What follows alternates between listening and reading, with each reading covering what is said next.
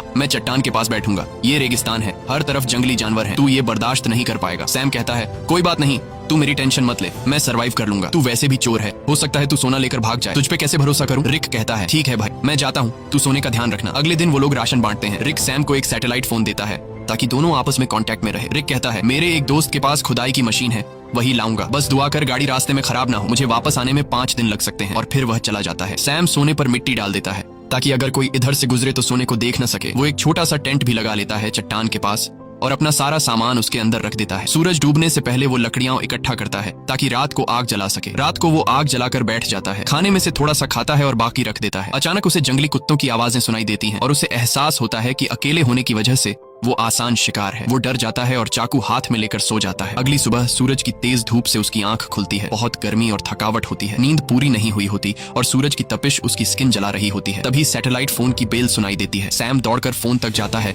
लेकिन call cut चुकी होती है। वो टेंट में बैठा सोने को देख रहा होता है और सोचता है कि सोना बेचकर सबसे पहले एक बड़ा घर खरीदूंगा। फिर सैम पास के इलाके में घूमता है। थोड़ी दूरी पर उसे एक क्रैश प्लेन दिखाई देता है। वो फौरन उस क्रैश प्लेन के पास जाता है और वहीं रहने का फैसला करता है, लेकिन वहां से सोने की चट्टान उसकी नजरों से दूर होती है, इसलिए वो प्लेन के कुछ टुकड़े उठाकर चट्टान के पास एक टेंट बना लेता है। सैम कुछ देर के लिए आराम करने लगता है ताकि पानी की बचत हो और थकान कम हो। अचानक बाहर से कुछ ऐसी आवाजें सुनाई देती हैं जैसे कोई सोने की चट्टान चोरी कर रहा हो। वो बाहर निकलता है लेकिन कुछ नहीं होता, चट्टान वैसे की वैसे होती है। वो चट्टान के पास बैठ जाता है। तभी उसे एक आइडिया आता है कि क्यों न चट्टान से एक सोने का टुकड़ा काट लिया जाए। सैम पत्थर उठाकर सोने को तोड़ने लगता है और वो सोने का एक बड़ा सा टुकड़ा तोड़ने में कामयाब हो जाता है और उस पर से मिट्टी साफ कर अपने पास रख लेता है। इसी दौरान रिक की कॉल आती है। सैम बोलता है ओ भाई तू है कहाँ? सूरज ने मेरा हाल बुरा कर दिया है। रिक कहता है यार इंजन खराब हो गया है, थोड़ा लेट हो जाऊंगा। सैम कहता है जल्दी कर, प्यास से मर जाऊंगा। रिक कहता है मुझे आने में थोड़े दिन और लगेंगे और फोन काट देता है। रात को सैम आग के सामने बैठा होता है तो कुत्ते चारों तरफ से आवाजें निकालने लगते हैं। सैम को डर लगता है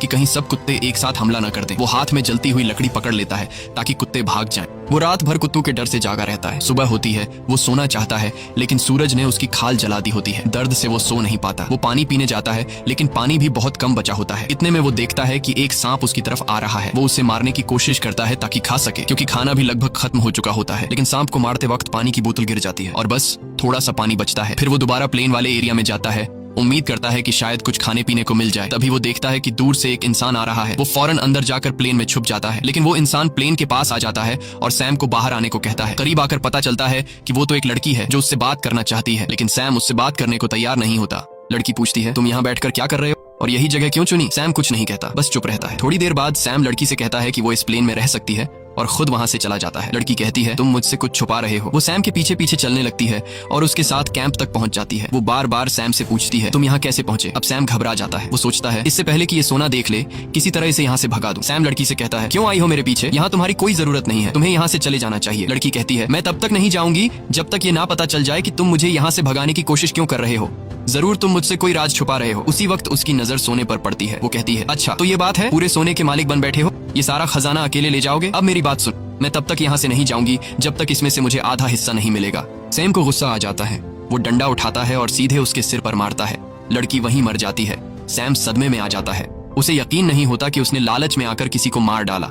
फिर खुद को संभालता है, उसकी सारी कीमती चीजें उठाता है, एक गड्ढा खोदता है और उसकी लाश को दफन कर देता है। कुछ देर बाद वो देखता है कि एक कुत्ता आकर उस गड्ढे से लाश निकालने की कोशिश कर रहा है। सैम भाग कर आता है, कुत्ते को हटाता है, लाश बाहर निकालता है और आग लगा के बॉडी को जला देता है। अगले दिन उसकी आंख फोन की घंटी से खुलती है। सैम रिक से कहता है ओ भाई तू कहाँ है? भूख से मेरी जान निकल रही है, अगर तू जल्दी नहीं आया तो मैं भूख और प्यास से मर जाऊंगा। रिक कहता है सॉरी यार, मुझे पता है तू बहुत तकलीफ में है, मैं जल्दी आ रहा हूँ, बस ये जो खुदाई वाली मशीन है बहुत स्लो है, थोड़ा टाइम और लगेगा। सैम परेशान हो जाता है। भूख प्यास से उसकी हालत खराब है, ऊपर से डर कि कोई जंगली जानवर हमला न कर दे। कुछ देर बाद वो देखता है कि एक गाड़ी सड़क से जा रही है। वो सोचता है क्यों ना सोने का एक टुकड़ा लेकर यहाँ से निकल जाऊं, लेकिन ज्यादा सोने की लालच ने उसे रोक लिया। वो चाहता तो सोने का एक टुकड़ा लेकर जा सकता था जिससे उसकी जिंदगी बदल सकती थी, लेकिन ज्यादा की चाह ने उसे यहीं रुकवा दिया। सैम शाम से पहले रात के लिए लकड़ियां इकट्ठा करता है, लेकिन अचानक एक बहुत तेज रेतीला तूफान आता है। वो टेंट की तरफ भागता है लेकिन तूफान उसका टेंट उड़ा देता है। सैम जान बचाने के लिए इधर उधर भागता है, लेकिन तभी एक पेड़ उस पर गिर जाता है। तूफान रुकने के बाद सैम खुद को मिट्टी में दबा हुआ पाता है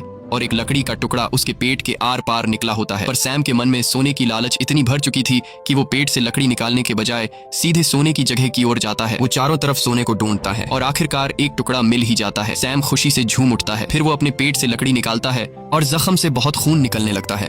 वो कपड़े का टुकड़ा लेकर जख्म बांधता है, लेकिन खून रुकता नहीं। मजबूरी में वो आग जलाकर एक डिब्बे का टुकड़ा गर्म करता है और जख्म पर लगाता है। इससे सैम को इतनी तकलीफ होती है कि वो बेहोश हो जाता है। थोड़ी देर बाद होश आता है। उसे हर तरफ वही लड़की दिखती है जिसे उसने मारा था। अब उसका दिमाग घूमने लगता है। उसे समझ नहीं आता कि ये सच है या फिर वहम। तभी फोन बजता है। रिक कॉल करता है। सैम चिल्लाता है, यार वो लड़की हर तरफ दिख रही है। रिक बोलता है, कौन सी लड़की? देख, किसी को सोने के बारे में पता न चले। अगर किसी को पता चल भी गया हो तो उसे मार डाल। लेकिन सैम की हालत इतनी खराब होती है कि वो किसी को मार तो क्या, अपने पैरों पर खड़ा भी नहीं हो सकता। वो जमीन पर रेंग रहा होता है। जवाब देने की भी हिम्मत नहीं होती। अचानक वही लड़की सामने खड़ी नजर आती है, लेकिन इस बार उसके चेहरे पर कोई जख्म नहीं होते। वो सैम को पानी पिलाती है और मदद करने को कहती है, लेकिन सैम सोने की लालच में इतना अंधा हो गया था कि वो मदद लेने से भी इनकार कर देता है। सैम डरते हुए कहता है, मैंने तुम्हें मार डाला था, दूर रहो। वो बोलती है, बस इतना बता दो, क्या मेरी जुड़वा बहन यहाँ से गुजरी है? तब सैम को यकीन हो जाता है कि ये वहम नहीं है, बल्कि ये उसी लड़की की बहन है जिसे उसने मारा था। सैम कहता है, नहीं, मैंने कुछ नहीं देखा, बस तुम यहाँ से चली जाओ। जिसके बाद वो लड़की वहाँ से चली जाती है। कुछ देर बाद जंगली कुत्ते उसके पास आने लगते हैं और उसे चारों तरफ से घेर लेते हैं। वो तुरंत रिक को फोन करता है। वो रिक से पूछता है कि तुम कहाँ हो, जल्दी आओ नहीं तो ये कुत्ते मुझे मार डालेंगे। वो रोने लगता है। रिक से रिक्वेस्ट करता है कि प्लीज जल्दी आ जाओ, मैं मरने वाला हूँ। रिक कहता है, रुक जा, मैं बस पहुंचने वाला हूं। तभी अचानक कुत्ते हमला कर देते हैं। एक एक करके सब उसे नोचने लगते हैं। यहाँ हम देखते हैं कि रिक सैम से दूर बैठकर दूरबीन से सब कुछ देख रहा होता है। असल में वो कई दिन पहले मशीन लेकर वहां पहुंच गया था और बस वो सैम के मरने का इंतजार कर रहा था